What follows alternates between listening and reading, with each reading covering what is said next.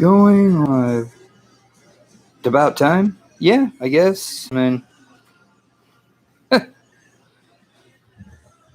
just getting everything set up. Can you hear me all right?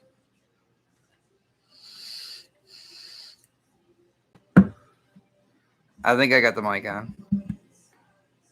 Microphone. I can't test it here.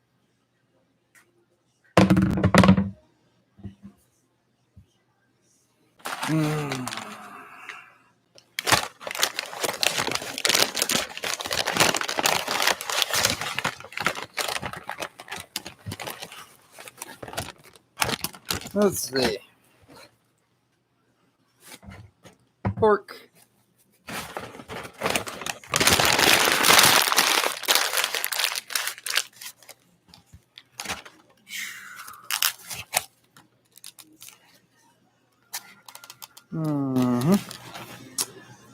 Beef.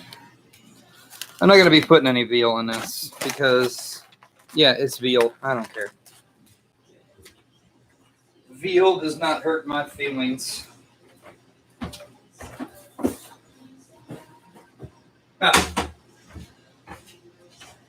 Mostly because I don't have any. Okay. Italian. It's about a tablespoon, give or take. Then, well, about a tablespoon each. Onion powder.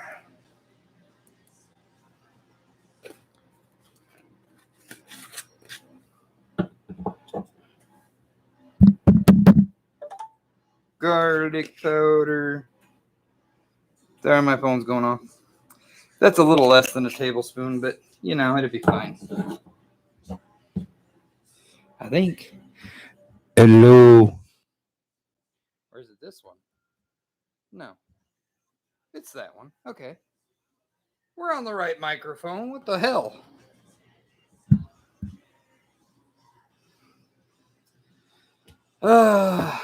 Breadcrumbs.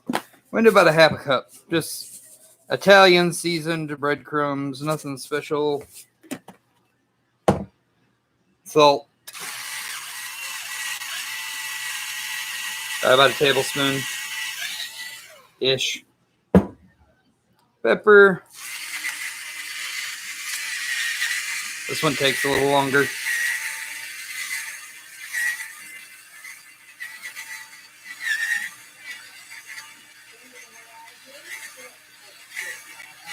Hello. Don't mind me just grinding pepper. Yeah. So, Shari, meat, a pound of each. Whatever you're going to put. Half a cup of breadcrumbs, a tablespoon of Italian seasoning, garlic powder, onion powder, salt, and pepper. Okay. Egg. 1, 2, however many you want. It don't matter to me. I'm only putting 1 cup or 1/2 cup of breadcrumbs. You get too many and your balls will bounce. And while that sounds like fun, it's not really, because if they're bouncing, they're dry. So,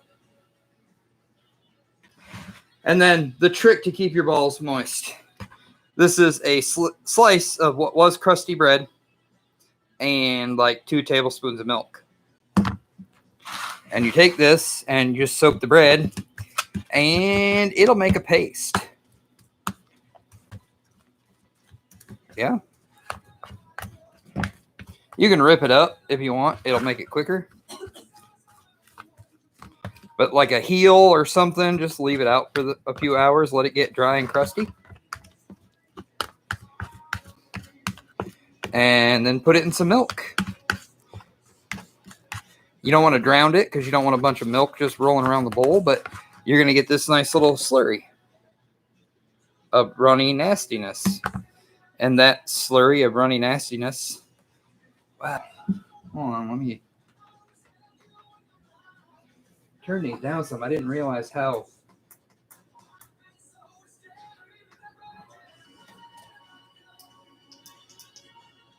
washed out it was, those lights. There you go. That's a little better. That camera washes out quick. But yeah, so bread, milk. I mean, that's it. And you just take this nasty, goopy mess and you just stick it right in your ball mix, right? Balls mixed, yeah. And there's this. We'll get rid of that eggshell too. You go over there. So then we have this. You can use your hands. If I had gloves, I probably would. But I have no more gloves that fit me. All I have is small shit. I used beef and ground pork. You can do the classic 3-meat method, which is beef, pork, and veal, which is just redundant because veal is fucking beef. Yeah, Sherry, you can use, whatever. I guess I am going to try using some gloves here. Mixing with a spoon is just horrible.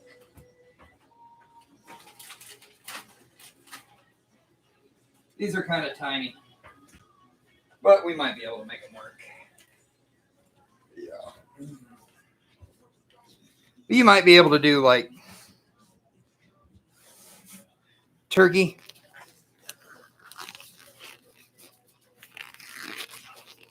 And beef, but you're going to want to add some fat, like some rendered chicken fat or some rendered beef fat, just like you do with the sausage recipe for the turkey sausage, because there's not enough fat. Or get a very, very fatty ground beef, like I don't know how fatty you can get it there. But yeah, get some super fatty meat to mix with it, like bottom of the barrel ground beef, like 73 something. And now we're not going to mix. We're just going to fold it and press. We want to combine everything, but we don't want to overwork the meat and end up with tough balls. Too much bread will give you dry balls that'll bounce. Overworked balls will give you tough balls. You want moist, tender balls. Like Matt. Matt wants moist, tender balls. And then we have our nice little meat mass. Nice and consistently seasoned and mixed through.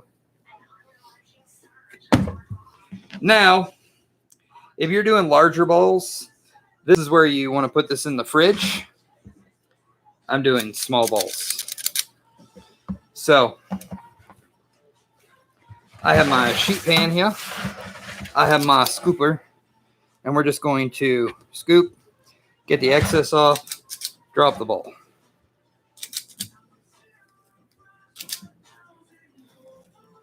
And these are going to get baked because I'm doing small. If you're doing large, you probably want to pan fry them and finish them in your sauce.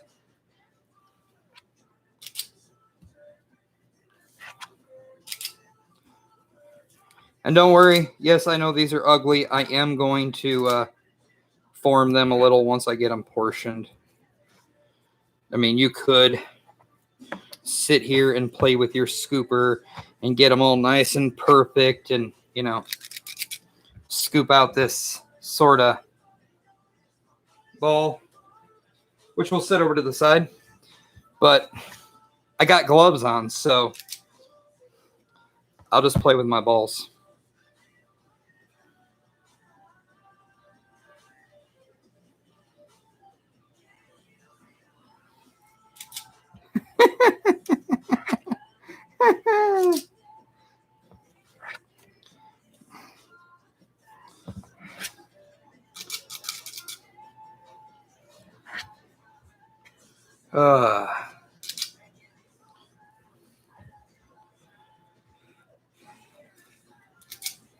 I don't remember what number this scoop is. I don't remember if it even says on here. I'm used to them being color coded where they would tell you, the color coding. It is not labeled. I looked it up once.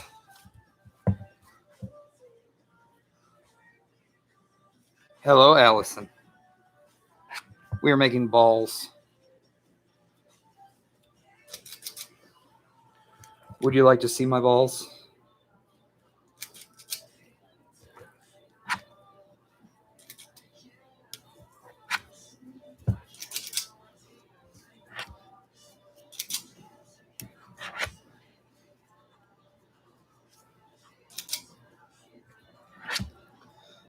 Yep, just portioning balls. Now, obviously my tray's getting a little crowded here. So we're going to move this out of the way, but... Oh, look, see, I told you, gloves are small. So you just take your ball. If you're not going to shape them with your scooper, you take it, kind of push it together, and in the cup of your hand, kind of roll them in the cup of your hand. So you do this here with your fingertips in the cup of your hand. Yes, I know. And you will get a nice formed ball. Or you can play with your scooper and just do it with the scooper. Now, I'm not putting any fat, oil, anything like that on my sheet pan. This is a fairly high-fat pork. It is a very low-fat beef. Yeah, I am aware of bigger gloves, but I didn't have any, and because of the scamdemic, we don't have any gloves handy in the area that are, well, ones that I'll wear at least.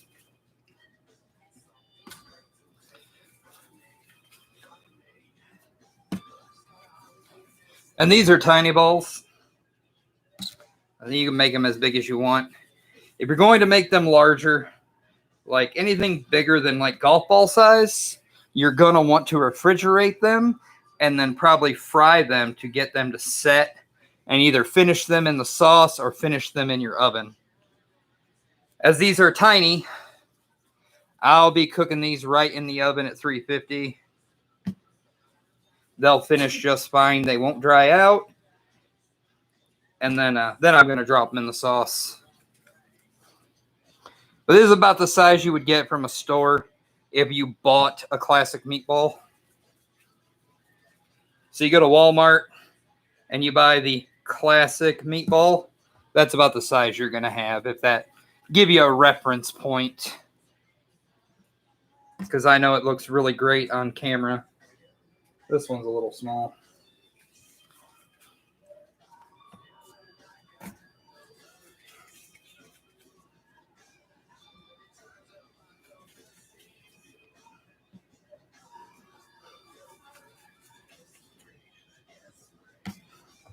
Just on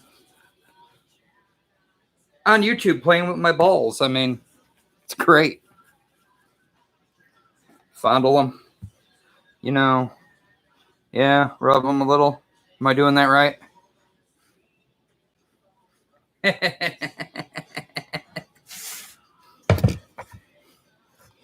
All right.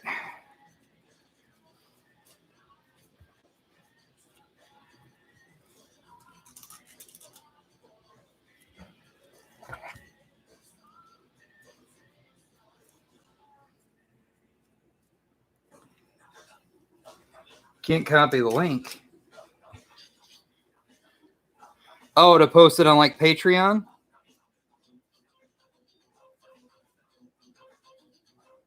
Oh, dumpster fire, yeah. I didn't think he'd be allowed on YouTube.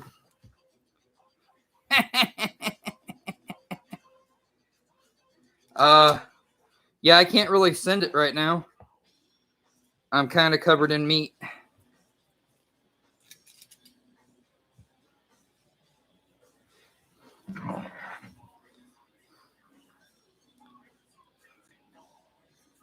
Oh, you sent it to Senior Dumpster Fire? Well, I figured it'd be a time to, try to get my YouTube built up some.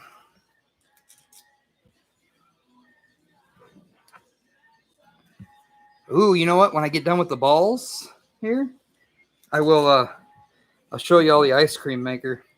I did the video, I just haven't edited it, and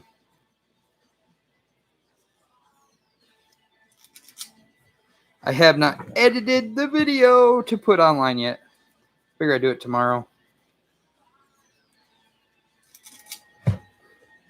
I'll edit it tonight, narrate it, and post it first thing tomorrow.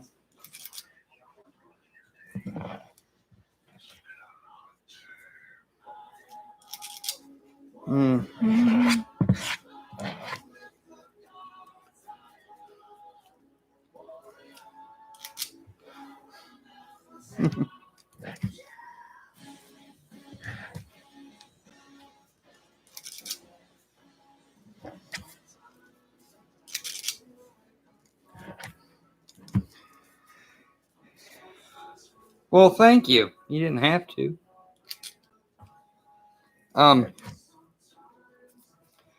This is 2 pounds.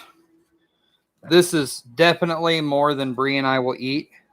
So I'm going to make these, and I will take a large portion of them, put them on a clean pan on a sill pad, and put them in the freezer to freeze, and I'll bag them up.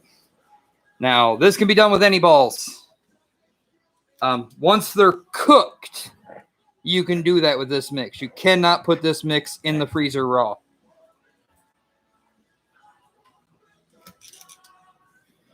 If you put this mix in the freezer raw, it's just going to fall apart when you cook them. Because of the milk in there, the panade, and the egg, which is actually what the binders are, when they freeze, they'll form ice crystals. And when those ice crystals thaw, it's going to cause the ball to just fall apart. Oh, sorry. That would be a subscriber. I forgot to put my phone on silent. Oh, no, that was Patreon. Never mind. It just popped up. Patreon.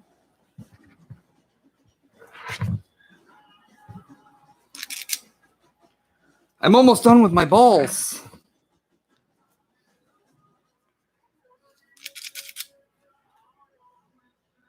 See, we'd use this one here because it's kind of tiny. All right, so the balls are done.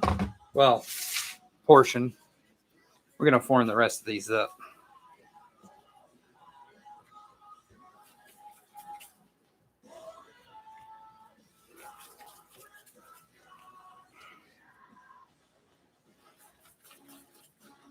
The oven is already preheated, and these are only going to take about 10 minutes to cook. So you'll be able to see what they look like after they're cooked. Now, you do want them cooked completely. Nice ball handling. Yeah, I know, right? Dear, Sherry's over here talking about how well I handle balls.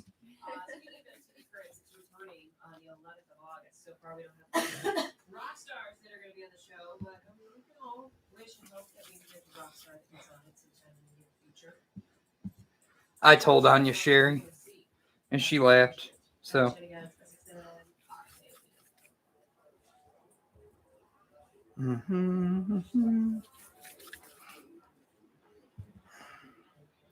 I think I might have too many balls for the tray.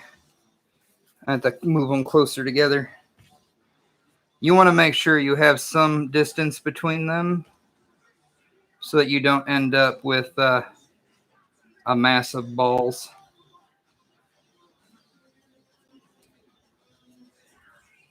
Yeah.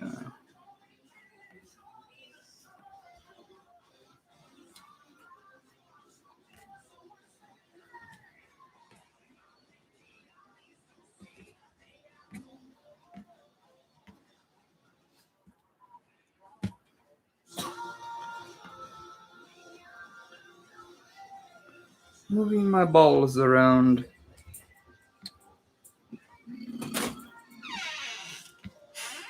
Bree, can you come here, please? Right here, itch here, please. Thank you.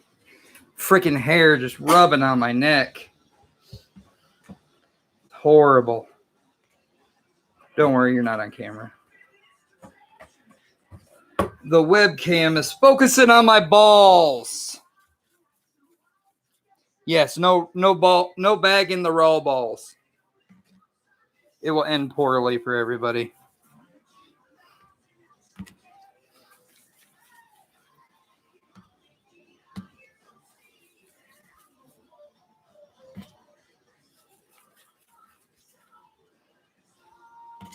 Well, I mean, the hungry part is not my fault. I just trying to show everybody how to make food.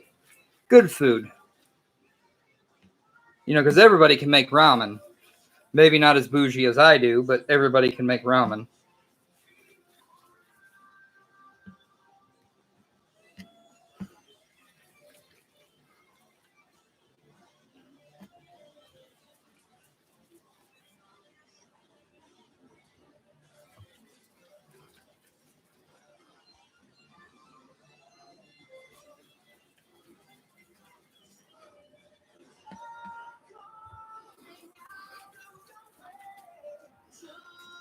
Yes, just fondling balls on YouTube. Yeah, this isn't that hard. I mean, it's what, 2, 4, 6, 9, 10 ingredients, and you just throw it all in a bowl, mix it up.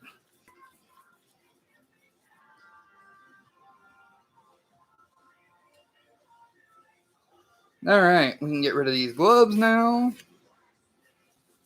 Aye. Okay, we have our balls. Seasoned, portioned, rolled. Yes, they are kind of different sizes here and there. Like this one's smaller, that one's bigger. It just shows homemade. You don't want them to be perfect. They're all within small enough size difference that they will cook at the same average time and temperature. So we're going to put these in the oven just like this. No oil, no nothing. 350 degrees, about 10 minutes. And then I get a rag, well, I get a wipe, and I'll wipe off this counter. And I'll show you the toy that came in the mail today. Maybe. I forgot. Come here.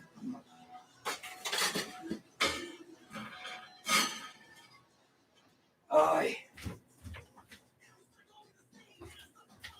Not what I wanted. Aye. Yeah. Okay. Set you right up here. Yeah. Nobody touch that. Okay. This pan in here. There we go. Yes. Sorry.